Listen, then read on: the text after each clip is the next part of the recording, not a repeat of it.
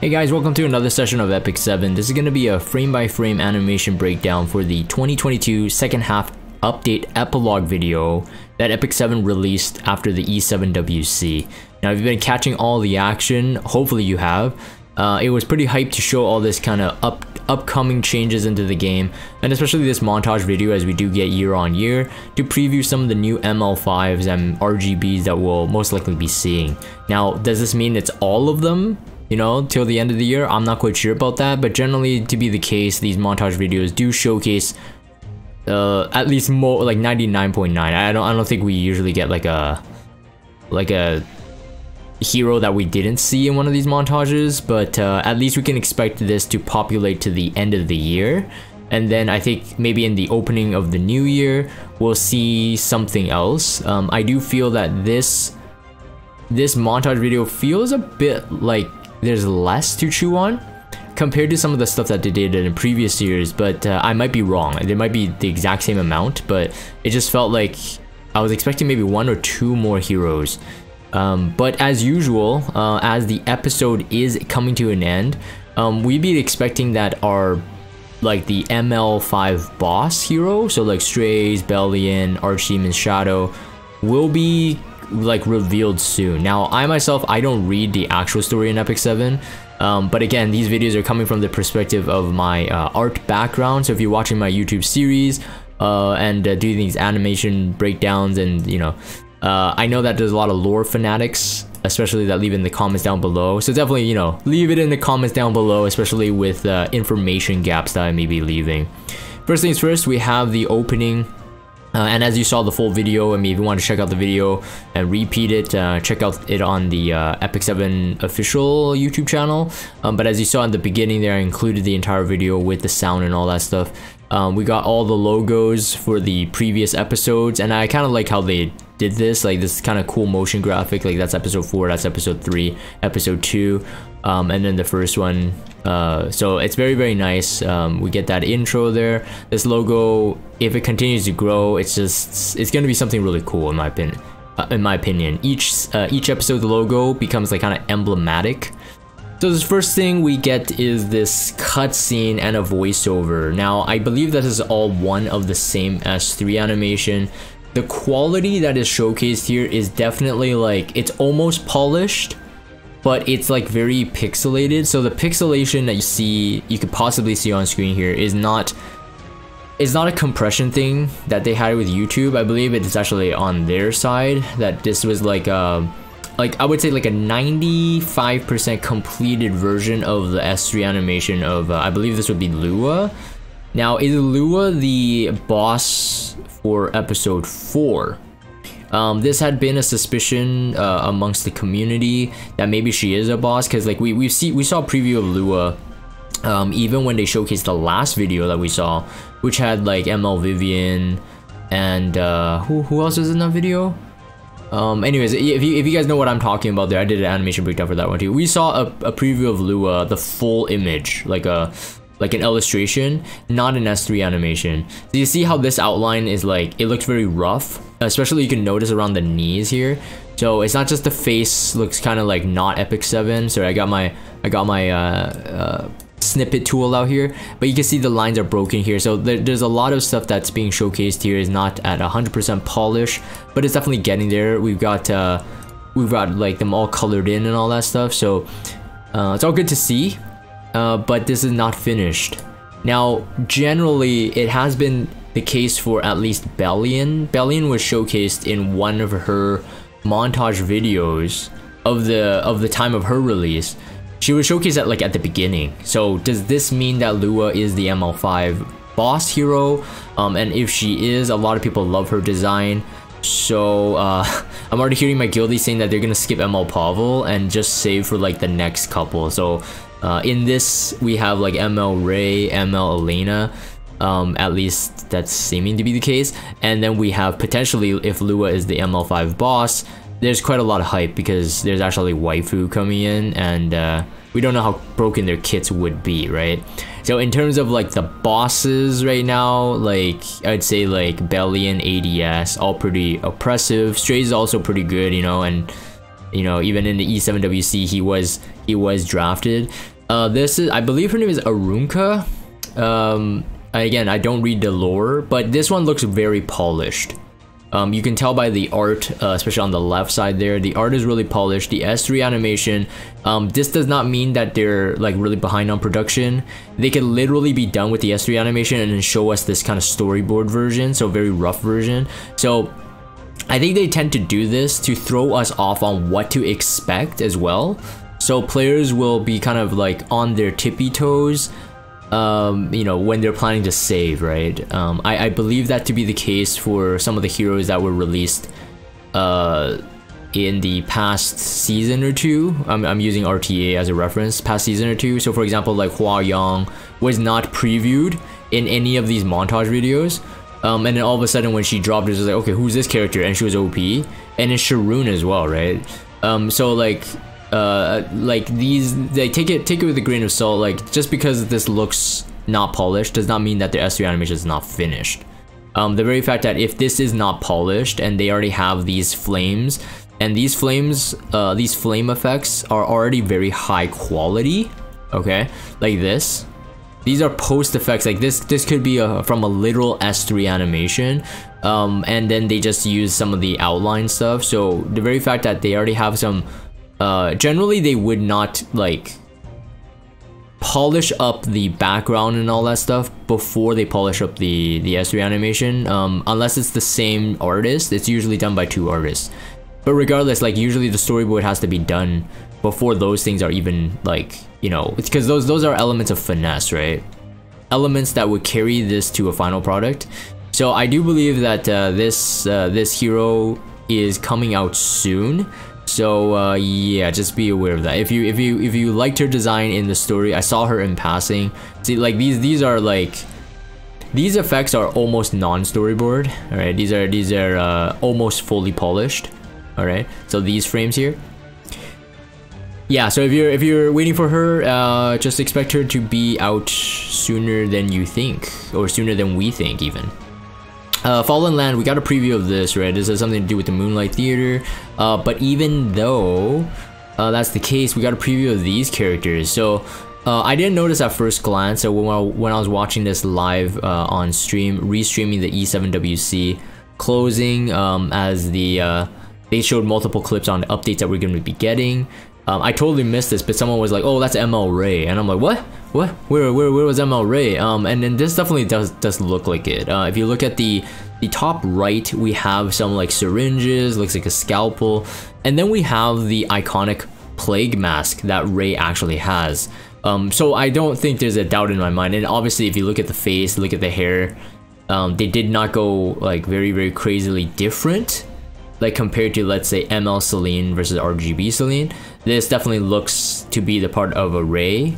So this is definitely ML Ray, and the color palette and the red eyes makes him look like one of those frick. It's been a really long time since I've watched Naruto, but you guys know what I'm talking about. You guys know what I'm talking about. those really like those really good ninjas. I'm so bad. I'm not a weeb. Anyways, yeah, so he looks like most likely a dark elemental ML. I just wonder how good will he be, right? Husbando for one. And then also what's his role? Like, is he a healer? You know, being a dark healer, ML5. They've been on and off on healers. I think a lot of people are not really trusting the release of like healers. Like we got some really good healers right now, but we also got some really bad ones. Yeah, will he be a Soul Weaver? We'll find out. And then we have this looks like to be ML Elena. The voice line, the voiceover line for the English voiceover is identical to the original Elena. And then upon closer look, it definitely looks like Elena. It has like Elena vibes to it. I believe the boob size is about the same. The harp, I believe that's like a harp, like a little harp, but it's got like kind of reminiscent of the original Elena's instrument or weapon. The face in the middle there definitely like has Elena vibe, but she looks pretty good. I'll have to say, like, she obviously, in my opinion, has no design issues outside of I'm not a really big fan of that hairstyle. but I'll take it. Compared to Big Forehead on initial release for RGB one, this one I'll take it. This looks to be a mage though, alright? So if there's a role swap here, it's just based on her S3 animation. And again, like take these S3 animations, like this one looks like pretty polished, okay? The sprite animation there is definitely not. This is still a temp. But the like some of these graphics here, I mean they just need I think 1 more or 2 more layers of finesse, but you already got smoke elements. Those are usually post effects. So because some of these animations, they're all done in like layers. So it is really easy for Smilegate to be like, okay, I want you guys to make a clip of this S3 animation, but use like, you know, the explosions from the colored render, and then the smoke from the final. And so it's like we will be confused on, oh, how close is her release? Like, is she the next ML5 or is Ray the next ML5? Now, if this is showing the S3, whereas ML Ray wasn't showing the S3, I definitely put my money on saying that ML Elena will probably be closer to release than ML Ray. But this is, again, based on speculation and also based on my experience with the release of these videos. But that being said, I definitely think that, you know, casting meteors is not a Soul Weaver role.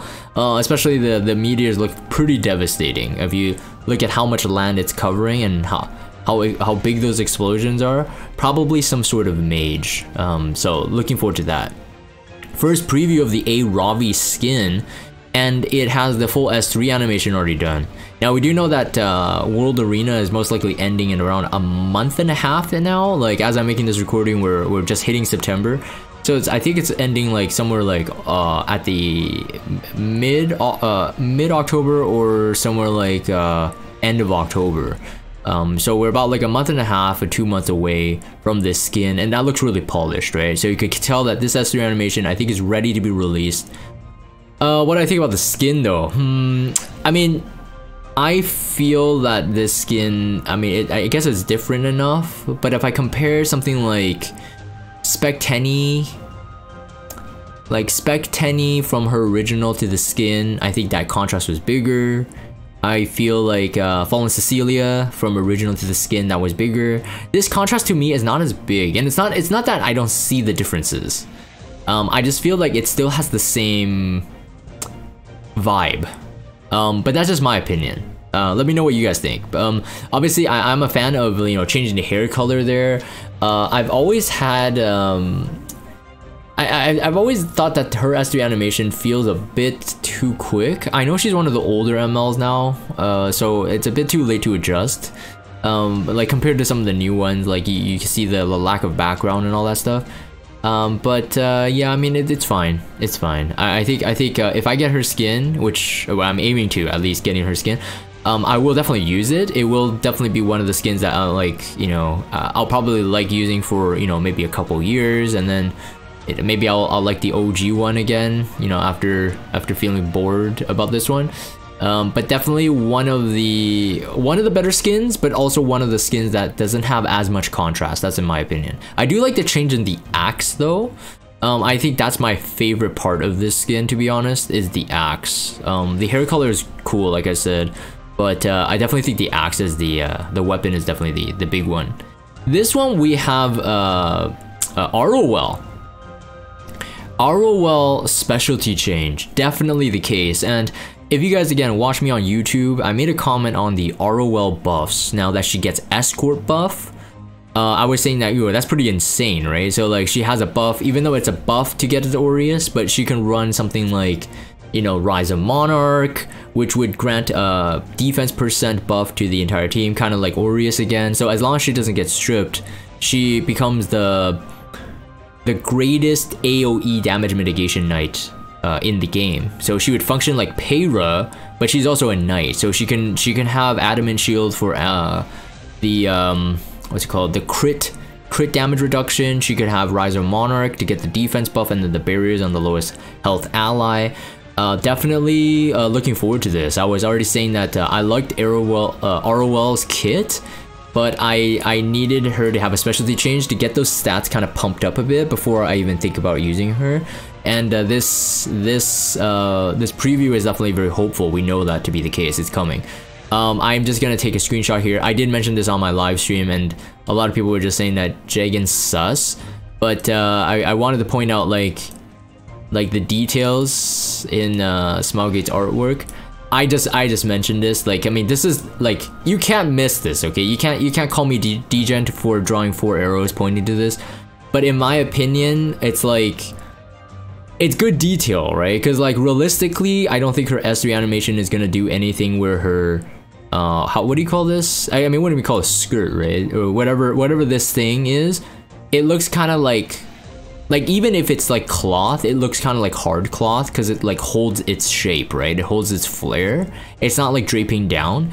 So like, I feel like the fact that they went into this detail is pretty crazy. Like, you basically never see her butt cheeks, but for the concept art, definitely it's like, okay, we have to see what type of like you know what does she look like underneath, okay? I just I always felt that I mean, it's cool to cover your ground in concept art and stuff, but in my opinion, it's like, I don't know if this was necessary for executive approval. That's what I mean. But if we talk about ROL in terms of like the design, do I like it? I like it. I think it's rad. She is a light elemental hero, we already know that, but I definitely have to say that she's looking a bit dark. One, she already had the dark hair, but at least in the 3-star counterpart, the non-specialty change counterpart, like most of the armor was like very light, right? So because of the dark cape, dark hood, and then like the dark, like what was that? Would that be like a corset? Almost like a corset looking thing. She's looking very dark. I like the contrast though to the light elements on her armor. Again, I think that reflects really well. In my opinion, I think they could have just gone with like a light robe, and then, you know, keep those ear things dark. You know, even keep the dark corset and the dark stockings. I personally wouldn't mind, but I think it's just really, and obviously the dark hair, just keep that. But it's like, I feel like it would be better if she wasn't as dark. Someone on my stream was saying that she actually looks like Pillis, and I'm like, you know what? If we didn't already have a Pillis specialty change and this flashed by really quick and you couldn't do a frame by frame analysis, looking at the hairstyle, looking at the look, it's believable that this could be Pillis instead of ROL. But either way, it's not a big deal because I still think this looked really cool. It looks like she almost got like cybernetic upgrades. So I don't know what the story is to this, like almost like Last Rider Crow level. Like we got futuristic workings in the lines and the outline. So I definitely feel like, yeah, hopefully the specialty change is good, because I feel like having like different night options that aren't just about damage sharing, but like maybe some damage share and then some other play involved could be very nice for the game. Just a change of pace. Aros is very dominating right now. This is a preview of the S3 animation. I do believe that this shield is pretty iconic. It's whether that is in the original somewhere, so I don't know. That insignia looks pretty iconic. S3 animation looks pretty good. Like a specialty change, it's shorter. So I mean, it has really good value. But I mean, if you look at this S3 animation, right? Like comparing to some of the older ML5s, this is like, I feel like it has more like dynamic qualities compared to A-Ravi, right? So I was just mentioning about the A-Ravi S3 animation. It's too bad they can't rework that, but like I feel like the hero pose and then the face shot here, where you get a couple seconds to show the expression on the what we call the hero shot, expression on the face, like this is like even more significant. But it is what it is. Like our animations will get better and better over time, at least most of the characters. And then that's it. That's the S3 animation. This is Adine. So again, when this was playing in real time after the tournament, I saw the Adine, but I did not connect this to Adine.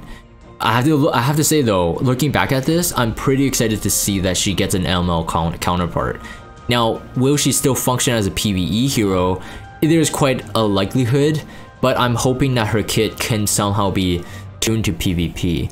because like seeing A-Ross being used in PvP, in my opinion, was really cool.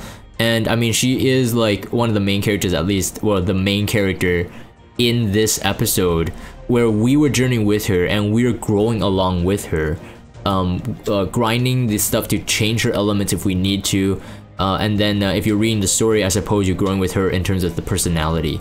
So I already liked this concept really early on when they had initially announced that this would happen for episode 4, and I said that it's really good because players can then, you know, build a relationship in terms of like you actually care about the character, and then therefore when they use them, there's much more impact, right? Instead of just saying that, oh, she's waifu big booba, let me use her.